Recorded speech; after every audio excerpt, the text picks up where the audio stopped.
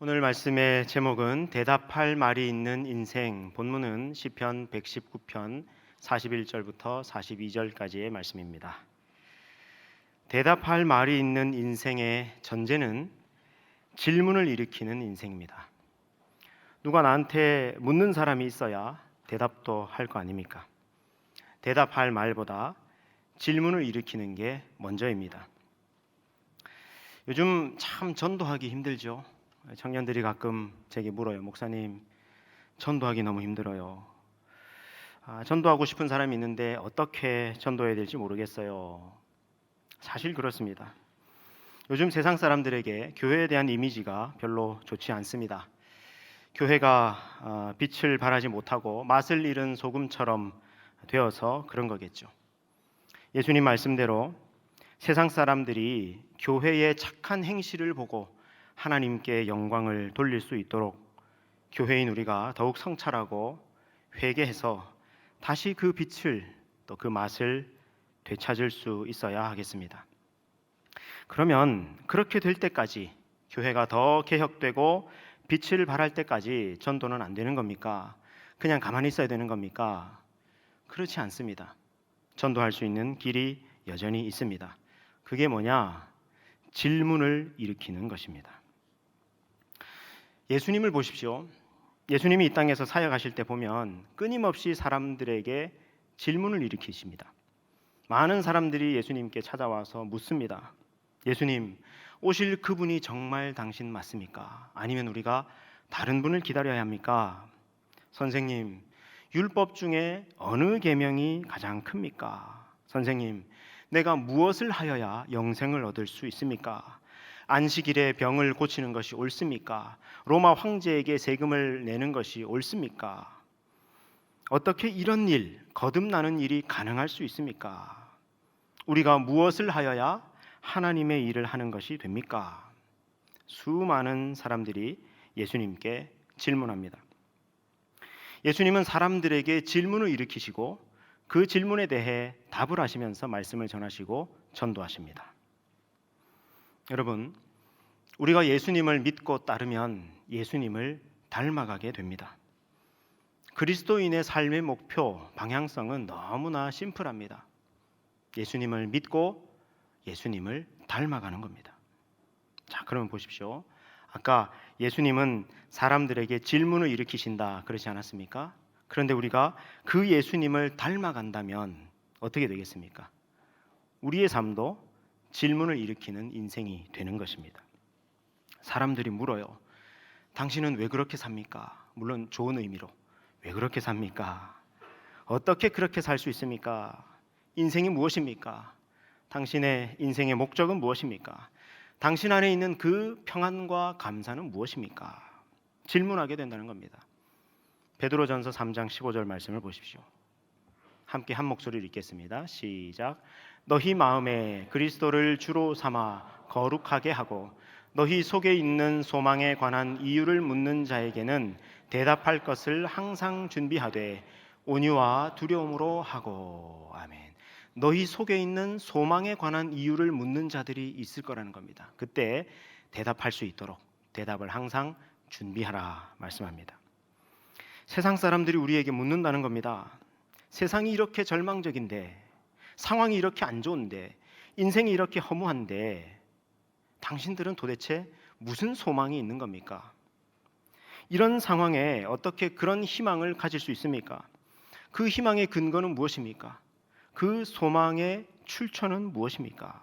질문하게 된다는 겁니다. 혹은 당신들은 도대체 무슨 사랑이 있길래 그렇게 사랑을 실천하겠다고 나누겠다고 그렇게 살아갑니까? 내가 나 하나, 우리 가족 하나 사랑하기도 쉽지 않은데 당신들은 무슨 대단한 사랑, 특별한 사랑이 있길래 그렇게 사랑을 실천하고 나누려 합니까? 묻는다는 겁니다. 우리의 믿음을 보고 질문하는 사람도 있을 겁니다. 당신들은 어떻게 그렇게 믿을 수 있습니까? 세상에 이렇게 불신이 가득한데 눈 감으면 코베어가는 세상인데 당신들은 어떻게 그렇게 믿을 수 있습니까? 믿음을 가지고 살아갑니까? 믿음에 대해서 묻기도 합니다. 여러분, 사람 속에는요, 누구나 영혼을 사모하는 마음, 하나님으로만 채워지는 어떤 공간, 영적 추구와 갈망이 있습니다. 전도서 3장 11절 말씀을 보십시오. 함께 읽겠습니다. 시작. 하나님이 사람들에게 영원을 사모하는 마음을 주셨느니라. 아멘.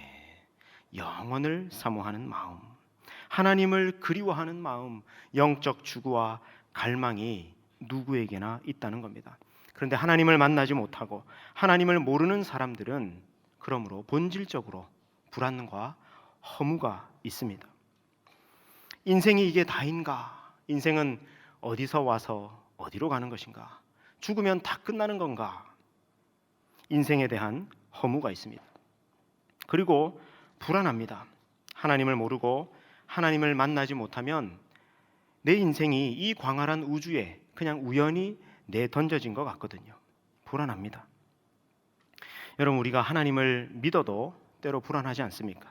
하나님이 이 온 우주를 만드신 분 아닙니까? 그런데 그 하나님이 우리를 사랑하신다고, 우리를 지키신다고 말씀하시지 않습니까? 우리는 이런 메시지를 매 주일마다 교회에서 듣습니다. 그런데도 이걸 우리가 자주 잊어버려요. 그래서 우리도 때로 불안해할 때가 있습니다. 근데 하나님을 아예 모르는 사람들, 그들은 그 인생의 불안함을 어떻게 해소하면서 살아갈까 싶어요. 그 불안이 얼마나 클까 싶습니다. 오로지 자기 인생을 자기 경험과 확률 싸움으로 계산할 수밖에 없는 것 아니겠습니까? 그러니 얼마나 불안하겠습니까? 그리고 여러분, 뉴스만 틀면 나오는 온갖 사건, 사고, 범죄, 거짓말들 보십시오. 세상은 왜 이렇게 악한가? 이런 세상에 도대체 희망이 있는 것인가 싶습니다. 그래서 세상에 대해서 염세적으로 되거나 혹은 냉소적으로 되거나 그렇습니다. 그런데 예수 믿는 사람들을 보니까 저 사람들은 인생의 목적이 분명합니다. 정말 어려운 상황인데도 신앙 안에서 그걸 이겨나가요. 오히려 그 마음속에 감사와 평안을 누리면서 살아갑니다. 내가 보기에 저 사람들 제 코가 석자인데 나보다 더 어렵게 살아가는데, 근데 저 사람들 사랑을 실천하겠다고, 평화를 만들겠다고, 정의를 추구하겠다고, 생명을 지키겠다고, 이런 큰 이야기를, 나는 생각도 해보지 못한 그런 큰 담론을 너무 편하게, 너무 익숙하게 일상어로 얘기하더란 말입니다. 여러분 보세요. 이 사랑, 평화, 정의, 생명, 이 얼마나 큰 얘기입니까? 우리는 이걸 너무 자연스럽게 일상적으로 얘기하고 있습니다. 사람들이 묻는 거예요. 저 사람들 뭐지? 질문을 하게 되는 겁니다. 우리 얼마 전에 베트남 김진택 선교사님이 계신 곳으로 단기 선교를 다녀왔습니다. 거기 김진택 선교사님의 아버님이신 김덕규 선교사님이 계시는데요. 이 김덕규 선교사님이 지난 30년간 베트남에서 사역하셨습니다. 근데 베트남이 공산국가다 보니까 선교 사역에 제약이 참 많습니다. 직접적으로 복음을 전할 수 없습니다. 교회를 세우거나 센터를 세우거나 신학교를 세우거나 할 수 없습니다. 거기다가 또 베트남 사람들은 미국과 전쟁을 겪었기 때문에 기독교에 대한 상처가 있습니다. 그러니 우리가 생각하는 일반적인 선교 활동을 할 수 없습니다. 그래서 선교사님이 내가 이들을 단지 사랑해야 되겠구나. 사랑하는 것이 선교구나. 복음을 말로 전할 수 없으니 이 복음을 눈에 보이도록 해줘야 되겠구나. 사랑해야 되겠구나 싶었다는 겁니다. 그래서 지난 30년간 베트남 사람들, 특히 가난하고 소외된 사람들을 찾아서 열심히 사랑하고 섬기셨습니다. 우리 청년팀이 갔을 때도 선교사님이 30년간 그렇게 베트남을 사랑해 오셨던 것을 실제로 보고 경험하고, 또 저희들도 일주일 짧은 시간이었지만 거기에 동참해 보았습니다. 지난 2023년도에 우리 청년팀이 베트남에 갔을 때 우리 팀을 도와줬던 베트남 대학생 4명이 있었습니다. 그래서 우리 팀에 통역도 해주고 또 안내도 해주고 또 실제로 사역도 함께 해주고 그랬던 베트남 청년들이었는데요. 근데 우리가 일주간 이렇게 사역하고 나서 떠난 뒤에 선교사님께 물었다는 겁니다. 선교사님, 선교사님은 왜 우리나라에 와서 이렇게 어려운 사람들을 도와주시고 봉사활동을 하고 계십니까? 그것도 30년간이나. 또 우리 청년들에 대해서도 물었답니다. 아니, 저 한국 청년들은 왜 자기 휴가 내고 또 자기 돈 들여서 우리나라에 와서 이렇게 땀 흘리면서 봉사활동을 하는 겁니까? 우리 청년들이 한 주간 내내 베트남에서 그 더운데 땀 뻘뻘 흘리면서 사랑의 집 짓기 하고요. 또 복지시설 가가지고 거기에 있는 아이들 같이 놀아주기도 하고 안아주고 축복해주고 또 교도소에 가서 공연도 하고 축복하고 선물도 나누고 그런 사역을 했었습니다. 또 우리를 도와줬던 그 베트남 청년들이 봤을 때는 아무리 봐도 이상한 거예요. 한국 사람들이 베트남으로 여행은 많이 와도 왜 그 비싼 돈 들여가지고 자기 휴가까지 내가지고 이렇게 우리나라에 와서 어려운 사람들에게 봉사하느냐 이겁니다. 나라도 다르고 언어도 다르고 문화도 다르고 체제도 다른 그 사람들이 자기 나라에 와가지고 자기 나라 사람들보다 더 자기 나라 사람들을 사랑해 주더라는 겁니다. 사실 그렇죠. 여러분 우리 청년들이 그 돈이면요 세상 사람들이 다 그렇게 하듯이 우리도 얼마나 재미있고 또 즐겁게 놀고 여행할 수 있겠습니까? 그런데도 또 그 돈뿐만 아니라 귀한 시간 내 가지고 토요일 아침마다 몇 개월간이나 준비하고 연습하면서 그렇게 사역을 하는데 너무나 기쁨으로 사역하더라는 겁니다. 그걸 보고 그 베트남 청년들이 질문합니다. 저도 당신들이 믿는 하나님이 궁금해요. 저도 성경이 궁금해요. 이처럼 우리가 온 삶으로 예수님을 따르고 예수님을 닮아가면 세상 사람들이 우리에게 질문합니다. 온 삶으로 예수님을 따르고 예수님을 닮아간다는 것은 세상 사람들과는 다르게 살아간다는 것을 의미합니다. 예수 믿는 사람들은 세상 사람들과는 다른 가치, 다른 목표, 다른 동기, 다른 동력, 다른 방식으로 살아갑니다. 그럴 때 질문이 일어나는 겁니다. 제 얘기를 좀 드리는 것을 양해를 부탁드립니다. 제가 군대에서 있었던 일인데요. 제가 공군 의무병이었습니다. 그래서 의무병 아시죠? 그 군 병원에서 주사도 놓고 약도 짓고 엑스레이도 찍고 온갖 거 다 합니다.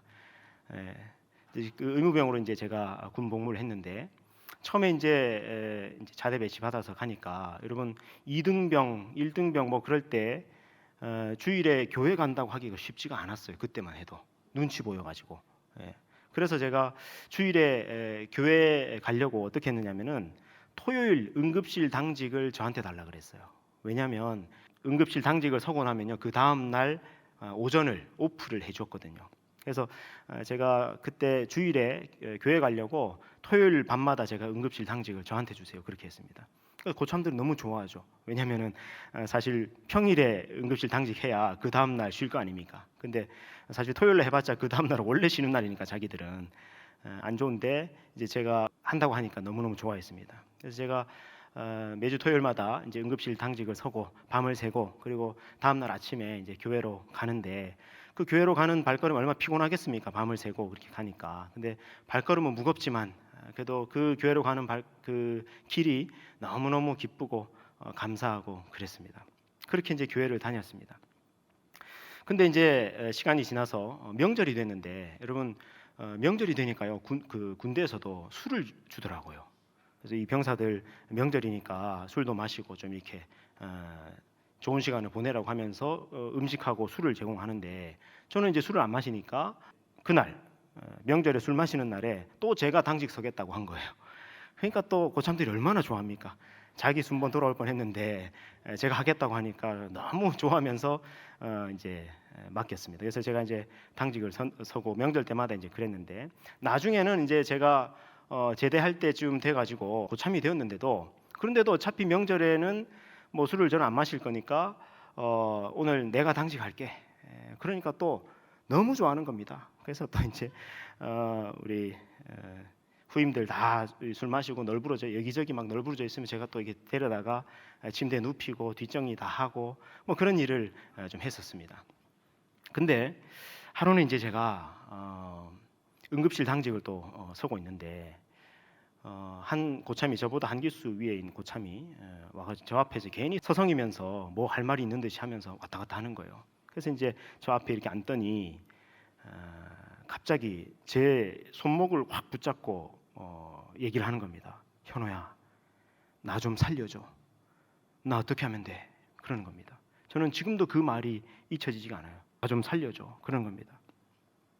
무슨 얘기예요? 물어봤더니 자기 부모님이 아주 독실한 통일교 신자랍니다. 그래서 제대하고 자기가 이제 제대할 얼마 안 남았는데 제대하고 나가면 자기 꼼짝없이 그 합동 결혼식에 가야 된대요. 여러분 그 통일교 합동 결혼식 알죠? 3,000쌍, 5,000쌍씩 막 점지해 준 사람하고 이렇게 결혼하는 그 합동 결혼식에 자기 가게 돼 있다는 거예요. 그러면서 나 좀 살려달라는 거예요. 어떻게 하면 되는 거예요. 그러니까 뭐 응급실에 여러분 어차피 밤새야 되는데 나는 시간이 얼마나 많습니까? 그러니까 앉아 보세요. 그래가지고 이제 창세기부터 요한계시록까지 또 막 제가 할 수 있는 대로 성경을 가르쳐주고 복음을 전하고 하나님을 소개하고 이제 그렇게 했습니다. 그래서 같이 이제 주일 되면은 예배도 교회도 나가고 그랬습니다. 그래서 그분도 제대하고 저도 이제 제대하고 그 뒤로는 소식이 끊어졌어요. 그때만 해도 뭐 핸드폰이 있던 시절이 아니었기 때문에 소식 끊어져서 한참 이렇게 한 20년 가까이 시간이 흘렀습니다. 좀 궁금했어요. 그 사람 어떻게 됐을까? 통일교 이게 합동 결혼식 했을까? 궁금해가지고 근데 뭐 찾을 길은 없고 해서 이제 시간만 이제 계속 지났는데 어느 날 한 5, 6년 전쯤일까요? 모르는 번호로 전화가 온 겁니다. 그 전화를 받았더니 아무개라는 거예요. 윤현호 목사님 되시냐는 거예요. 물어봤더니 그 사람인 거예요. 그 사람.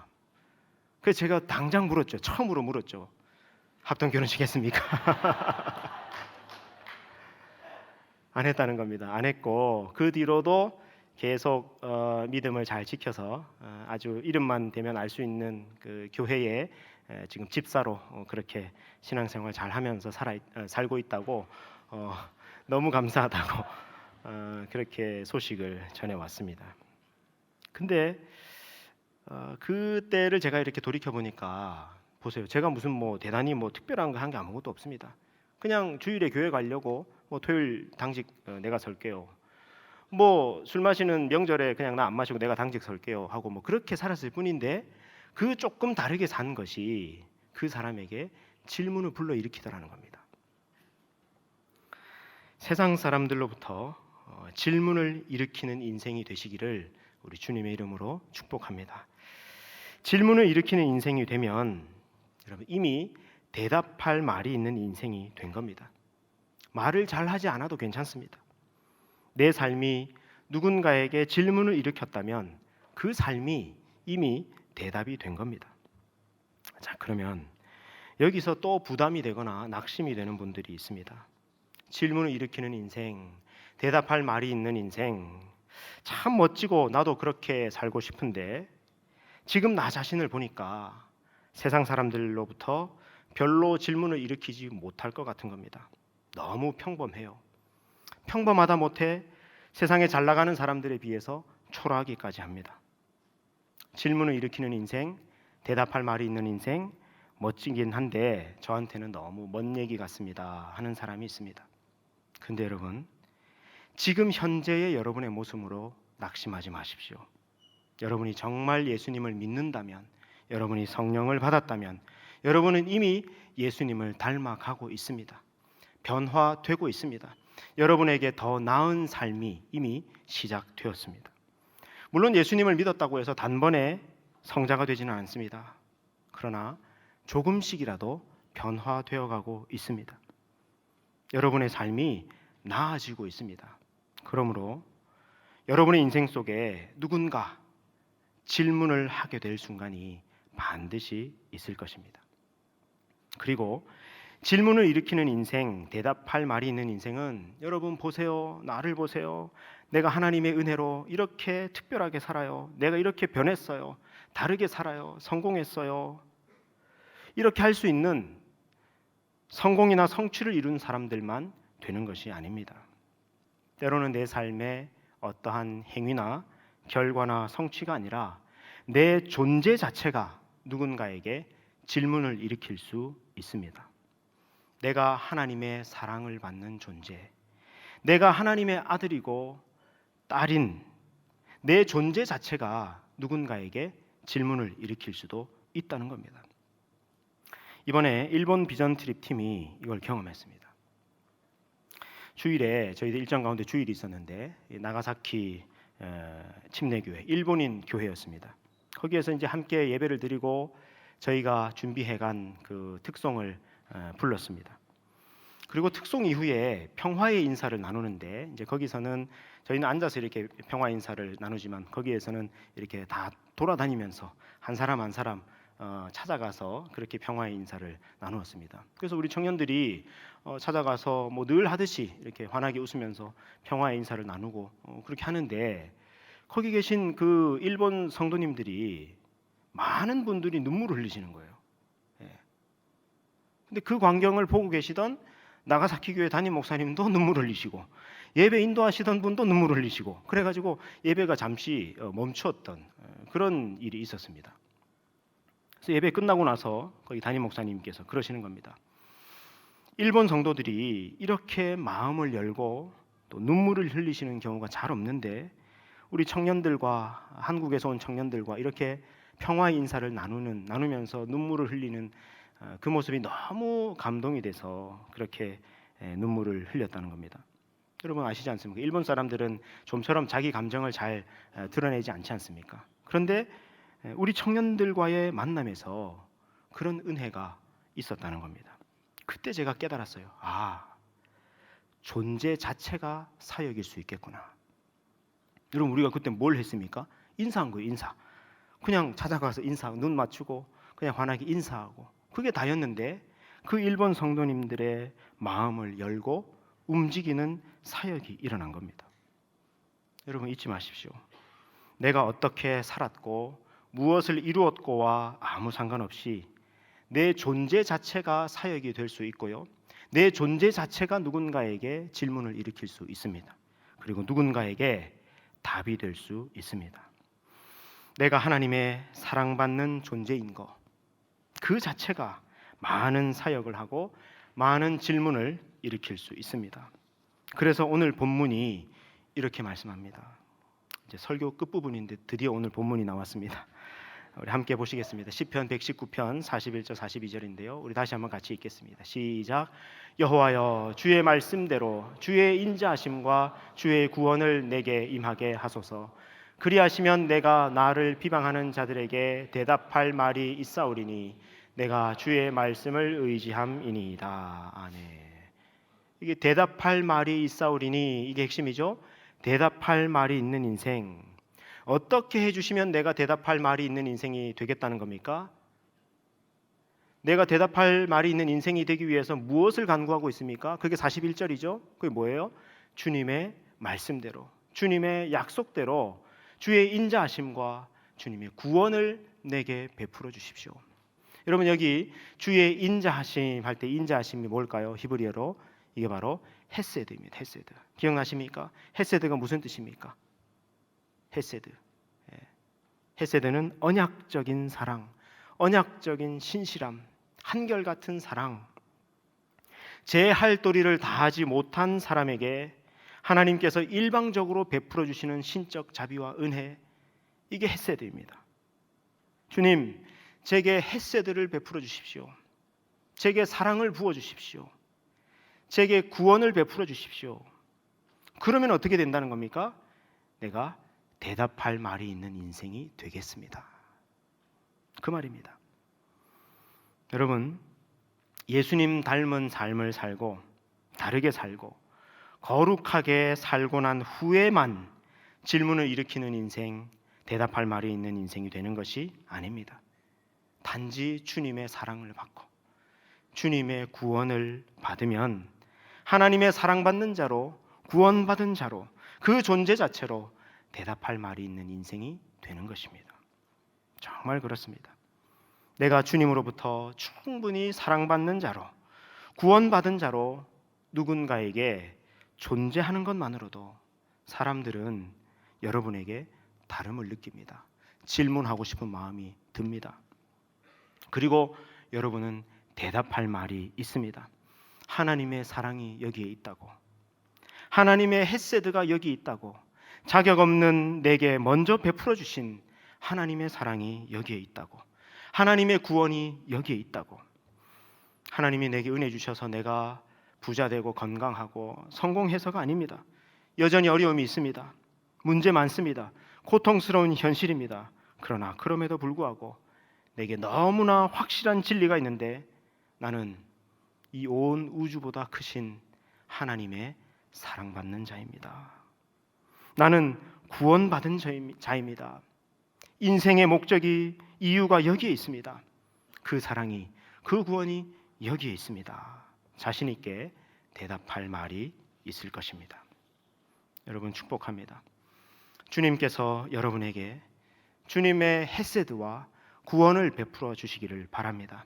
그래서 여러분의 존재 자체가 사역이고 존재 자체가 질문을 일으키는 인생, 대답할 말이 있는 인생이 되시기를 주님의 이름으로 축복합니다.